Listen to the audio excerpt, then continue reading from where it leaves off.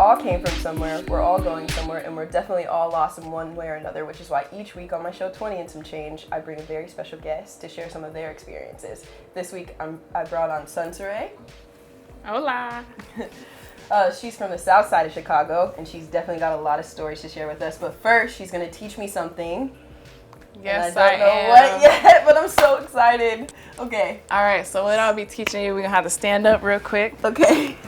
Adjust nervous. ourselves. I feel like I should be nervous. All right, so it's a limited amount of space here, but it's pretty much, I'm going to teach you how to flip somebody. Oh my God. You're going to be my Uki for right now. She's going to be the dummy for a second. Okay. So you're going to be at the bar, you're like, oh, what the hell, dude? And what's somebody, so somebody comes up to you, it's a guy or whatever, and he just standing here all crazy. So pretty much you're going to get into your stance. Mm-hmm. Well, I need you to stay like that. Okay. I'm watching you. Okay. Yeah. So you get into your stance, and then you come up, you grab this hand right here. So pretty much you use your left hand, or what, are you right-handed? I'm right-handed, Okay, yeah. so you use your left hand, you grab their right hand, and then you kind of come around, and, oop, drop the mic. That's okay. That's okay. You come around. All right, so you bring this hand around here, and you kind of get low, and then you can have them up, and then you can like twist. That's and amazing. Down. Okay, So. I got this. I think I got this. All right. Well, I gotta be in combat stance.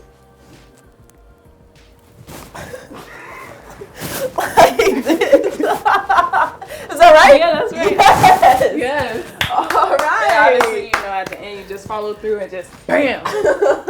All right. Actually, cool. one more thing I can teach you. It's really easy. All All right, it's the same thing. Just so you're the Uki again. Okay. So you come up. This is like a sweep. It's a leg sweep. So pretty much, come up. You grab him right here, and then you take your pretty much your calf brushes against theirs, and you pretty much throw them down to the ground. I like that better. So it's a leg sweep. Okay. Yeah. Do it one more time. All right. So come up like this. Grab this, kind of like pull it and push your shoulder back too, because that's gonna help you too. And then you gotta follow. Okay, that's dope. Just kind of be a little closer, and you know what I'm saying? Yeah. Okay. So this shoulder should be like that? Like this. Like this? Yeah. Oh! Yeah. So I should grab onto this arm. Yeah, this arm. Probably like, you can grab right there or anywhere on this arm right in here. So this goes back. Boom. Yeah. Okay. Just like that, yeah. All right, I'll kick your ass.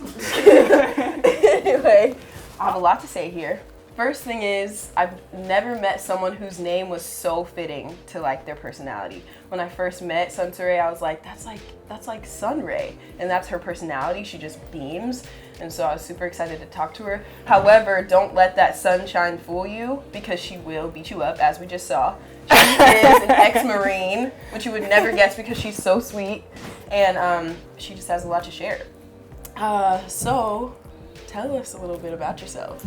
Well, I'm from the south side of Chicago. I grew up on 35th and King Drive, right across the street from the projects. Not directly in them, but you could just see everything, the beautiful view. Went to Walt Disney Magnet School, 1st grade through 8th grade on the north side of Chicago, and then high school, went to Phillips. I had a 4.2 GPA, number one in my class, and then my senior year, I transferred to Missouri, this small town of 3,000 people, and I met a recruiter. Originally, I wanted to go to the Air Force, but that's another story. I pretty much felt like I had to recruit the Air Force recruiter, which didn't really sit right to me. Right. And then the Marine recruiter, Staff Sergeant Dillon, I'll never forget his name. He was just really persistent. He came over to like our house, like, he kind of like made my mom feel comfortable about the situation too, because he's here and he's like, hey, I'm showing you like what a Marine is and this and that. So it was kind of like, okay, I'll do this, it's a challenge. And everybody was looking at me like, the Marines, girl, what? Because like everybody can picture like. And when you said that, I was like, the Marines? And you're like, yeah, I was in the Marines. Like, I was like, what? Yeah, because everybody like mainly they think like, they would think the Air Force, like, oh, I can see her in the Air Force. Right. Or like, oh, I can see you kind of like in the Army or in the Navy. But the Marines is like, it is the hardest branch to get into besides obviously like the Navy SEALs, but there's no females in Navy SEALs. Right. But, so I was just like, I want the challenge, give it to me. Plus my big brother, he's in the Navy, so I was like, he did that. I need this story. Cool, okay. So lots of questions for you, and I've had them since I met you. So one of the first things I have is, tell me what it was like growing up on the south side of Chicago.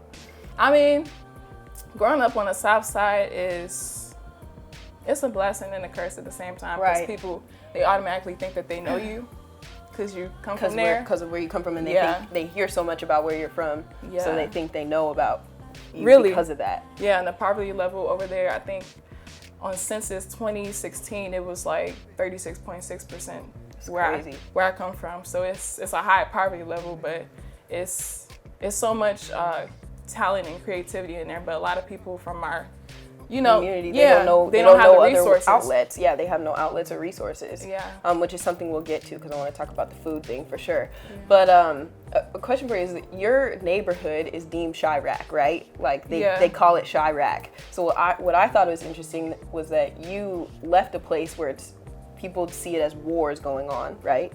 Yeah. Inter-community wars going on, and you left it to go to a place where you could potentially be in war, right? Yes. What's that? Tell me about that. Yes, I would say yes and no. When I joined the Marines, I never civilians period, because technically I'm not I am a civilian, but not anymore. Since I've been in the military, I'm a veteran now. Right. But I'm trying to break this down for civilians. Yeah, break it down for us. When you think about the military, I hear a lot of people saying oh, but you guys go overseas and kill babies and all this other. You're like, that is not what we do. You can curse all on this, the show. all this craziness, and I'm just first of all, you didn't even ask me what my occupation is, what I do. First of all, I'm an administrative specialist. I do pretty much all this type of computer work, paperwork, all this for the whole command. So everybody, if they need to get, if they're coming to the unit, if they're permanent change of station, I gotta make sure I check them in, or if they're leaving, I gotta check them out. So it's so much stuff that people don't see. Yes, every Marine is a rifleman, so yes, I do know how to use my M16. but that's the training we got. But it doesn't mean that everybody just goes overseas and has this intention to kill people. That's not what I joined for. I joined for stability. I joined for change. I joined to see the world. I love that. And have the military pay for it. You joined the military because you wanted stability. Mm-hmm. And I think that's interesting because what you're doing now is kind of a 180 from that. So talk to me about why you would switch from such stability and everything that you need and go into a career like acting, where there's literally no stability, no matter what, no matter how big you are. It's you basically have a freelance lifestyle, and that's completely different. So what made you make the switch and transition? It was so many things. Honestly, this is gonna be a long one right here. Good. This is what I want. I joined for stability and stuff, and then I was never when I joined, I never wanted to be oh, I'm gonna do 20 years. I just wanted to see where it was gonna take me, but I knew obviously you have to do 4 years right off the bat, unless something happens to you medically or anything like that. But I'm pretty healthy, so out of the back you have to do 4 years active service. And my first 2 I was stationed in Japan, and coming up on my last 2 years when I was in Okinawa, Japan, I tried to do MSG, which is Marine Security Guard, and it's pretty much where you're stationed at one of the embassies across the world. And I was okay, more time to travel, you make more money, and then I'll be able to work on school, mm-hmm. Overseas, and work on my master's or my bachelor's, associates, whatever. Because my plan was to stay in, do MSG, Marine Security Guard, have a top secret security clearance, work at one of the embassies all across the world, from Africa, Italy, wherever, Germany, anywhere pretty much. And then get my education in law, and pretty much get out and do the FBI. That's what I was thinking about doing. I was really thinking strongly about doing that, but you have to put packages in order to for people to say, okay, you can do this. Right. And when I was putting my package in, right when I was leaving Japan, around late 2015, early 2016, I pretty much got orders for the MU. So it's a Marine Expeditionary Unit, and they pretty much travel on a LHD. That's what I was on, LHD 8, and deploy. So I was man, I don't want to deploy. I just want to go to MSG and be stationed where I am for a year, and then go somewhere else for a year and do this and that. Right. And then you can save up a whole bunch of money, damn. But that was the plan, but it didn't go through. So I went on deployment. while I was on deployment, I put my package in again, and then it was time for me to EAS, which means like end of active service. So I was coming up on like the end of my 4 years, and I had to re-enlist into an MOS because I was going to be out of my MOS. So you can't just do MSG, you have to have a job to go back to. So I would have to re-enlist, go to school for another job, wait a whole another 2 years just to put a package back in just to do MSG. So I was like, I'm not gonna be running around with y'all. I'm not gonna do it. You're not gonna make me run circles. No, I'm not. It's like I'm already like a lot of people, like I already had all the requirements to do MSG. Like, first of all, there's a certain height you have to be. All the females, they always be like, girl, you're so lucky you could do that. I'm so short, this and that. But I had the height, like I had like the PFT, CFT scores and all this and that, which is like physical fitness and combat fitness test scores. So, I mean, I could do it, but it was always something administrative getting in the way. And I was like, this is not it. So, and deep down, I always like love entertaining. Like even when I was like on the ship, I did like a lip sync battle and just little stuff like that. I love like entertaining and just being like silly and having fun in front of people.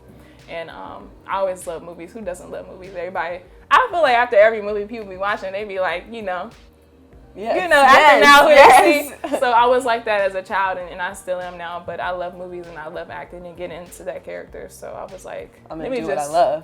Let me just get out and follow my passion. Beautiful. Yeah. I like that. So you're a lot different than pretty much anybody in their 20s that I've ever met. And I think that there's a lot that separates you from people in our age group. And a lot that separate you from women, Black women. And so I wanted to talk about those things as well.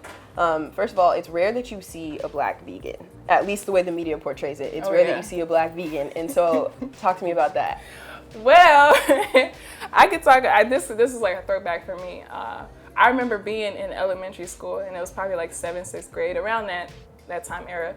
And like I hear like kids like vegetarian. I never heard the word vegan until I got older. So where you came from, you never heard of the term vegan. Like you knew vegetarian, but you didn't know what vegan was growing up. No, which is great. Like that's wild. That's a problem. Yes, that's a big problem. I know what vegetables is, and you always say like eat your veggies and this and that, and then there's this media thing where everybody has this problem with veggies. Like kids don't like veggies, and I hate that. People are like, oh, broccoli. Like, excuse me, you gotta stir fry that thing. You gotta know how to season it. You know what I'm saying? It's bomb. Don't get it twisted. But yeah, I remember like I kind of had this image in my mind. I'm like, man, I feel bad for all those vegetarians out here, like these kids that can't eat meat. I'm like, are they sick or something? Like, how come they can't eat meat, or how come they can't do this and that? And it's just ignorance, ignorant at the time, lack of knowledge. But it's an amazing... That a lot of people are still that way, especially in the South Side of Chicago. Yes, and it's a resource thing. It's like you really gotta know. A lot of people don't know about all these plants and beautiful things, and it's a lot of pollution going on with killing all these animals and stuff. But I did it for the health.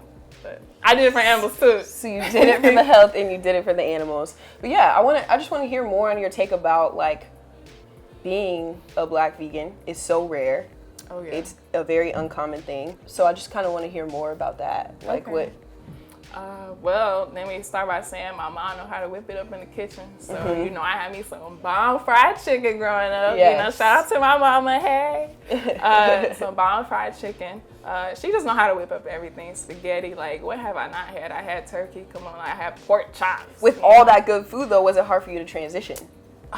Honestly, no, because you gotta find what you love and then make it plant-based. Right. Yeah, so the transition wasn't hard at all. No, it wasn't, honestly. Like, and then I had my man, Simon. Yeah. I had him to, my baby in the audience.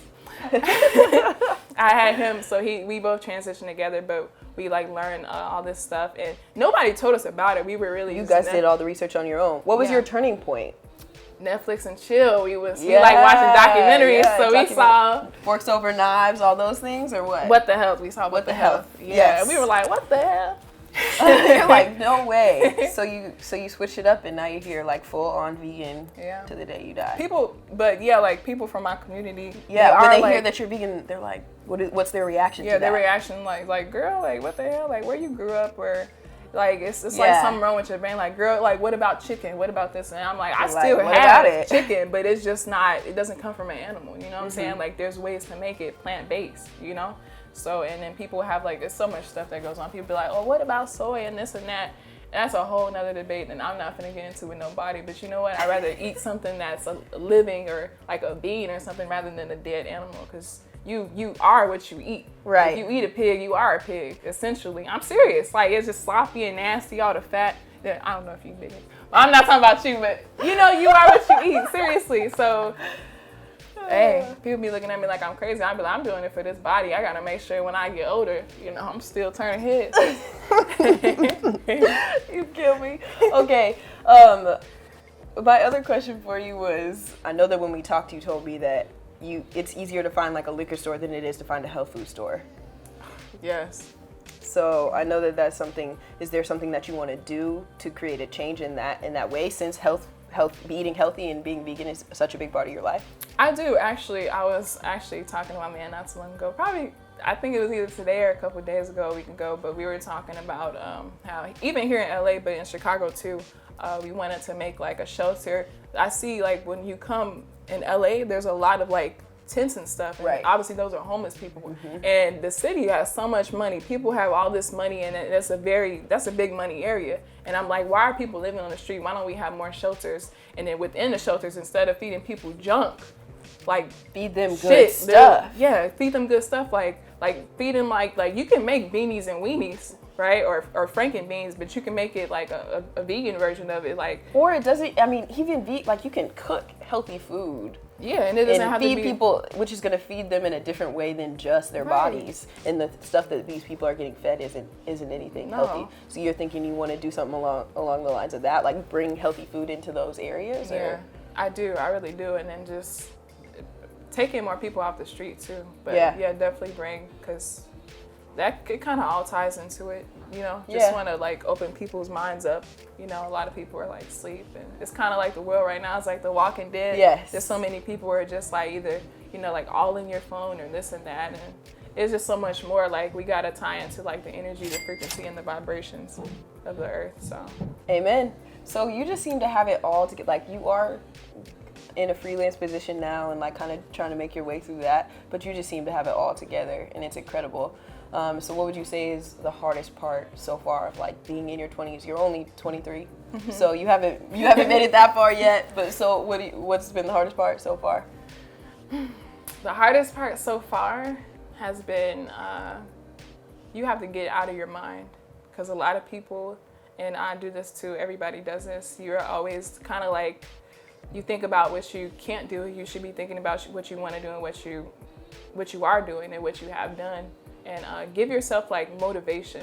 Not saying I don't give myself motivation, but like get out of your head. Like know that you can do anything you set your mind to. Like really. So that's honestly kind of like the biggest thing. And then like battling that has been the hardest for you? Battling that. Man, I know I can like pretty much do everything, and you don't want to be too like overly confident. You want to make sure you're still humble, because people don't like people who are too cocky.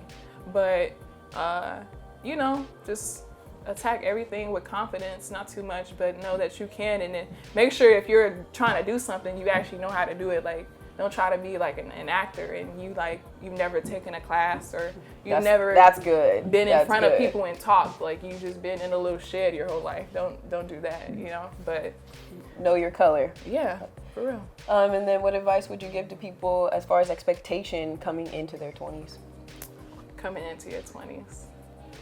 Don't rush into a relationship, or don't stop worrying about love. You can if you want it, you know what I'm saying, but work on you, you know, because at the end of the day, if you're thinking about your dream guy, and it's kind of like when those lists like you write down, you don't have to write a list down, nothing like that. Just think like, am I ready to be with him? Like you want him to be this and that, or have this education and have that, and know how to love and this and that. Well, it's not, he's not just gonna fall out the womb and there he is, you know. He has to learn, he has to experience that. For real, he has to experience that. So you gotta make sure you're ready for that too. Like, are you on his education level? Are you near that? You know, because it's different. Like if you guys on two different intellectual levels, how is that gonna work out? What is his religion? Is he religious? Is he spiritual? Because religion isn't necessarily the same thing as spirituality. And you know, this and that. Yes. So if y'all equally yoked, that's what I'm saying. That's what the Bible says. But are y'all equally yoked? Are y'all here? You know, so girls, don't worry about you, boo. That's it. And then guys, stop being so thirsty. Y'all are tired. No, I'm just kidding. Yes. No, I'm just kidding. But to my guys, and I can say, because I have brothers too, and I would tell them Me this. too. All I would, brothers. I would tell them this, like, worry about y'all, and then be safe, because there's a lot of people who want to trap y'all, you know, if you handsome, and then females too. But, you know, be safe, worry about you, be respectful, don't put your hands on nobody. And I feel like it's a guy thing, it's a girl thing too, but a guy thing too. Don't be trying to like be a part of the crew of the gang and this and that. Like, it's not always about being cool. Like, do you, and everything else will like follow through. You know what I'm saying? Like, it's okay to be the nerd. I love being a nerd. You know what I'm saying? But I'm a gangster too. You can do both. Yeah. So I mean, just do you, and there's power and love all in that. So. Thank you so much. You are a class act. Thank you so much for being here. If you want to follow Sunseray, you can catch her at Instagram, right? Instagram. If you want to follow her journey, her Instagram is, go ahead. Officially Sunseray. Officially Sunseray. So yeah, that's where you can find her. And then if you have any other social media, I gotta go to Facebook. Yeah, you don't want to find her on Facebook. So yeah, but thank you for watching. Stay tuned and join us next week.